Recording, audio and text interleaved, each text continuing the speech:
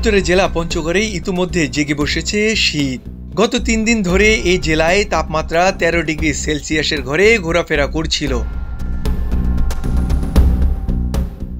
আজ বৃহস্পতিবার সকালে এখানে তাপমাত্রা নেমেছে 12 ডিগ্রিতে।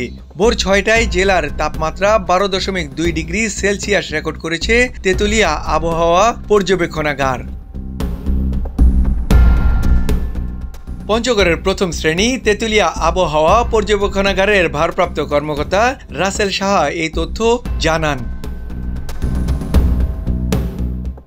এদিকে ভোর থেকে জেলার বিভিন্ন স্থানে কুয়াশা ভেদ করে সূর্যের কিরণ ছড়ালেও কনকনে শীত অনুভূত হচ্ছে। তবে শীত উপেক্ষা করেই নিজ কর্মে যেতে দেখা গেছে পাথর শ্রমিক, দিনমজুর, চা শ্রমিক সহ বিভিন্ন শ্রমজীবী মানুষদের। স্থানীয়রা জানান, শীত পড়ে গেছে। ভোরে সবজি তুলতে গিয়ে শিশিরে জমা বরফের স্পর্শে ঠান্ডা অনুভূত হচ্ছে, এতে হাত অবশ হয়ে আসছে। কয়েকজন গৃহিণী জানান, শীত মৌসুমের দিন যত গড়াচ্ছে ঠান্ডা তত বাড়ছে, বাইরের কাজ করতেও অসুবিধা হচ্ছে।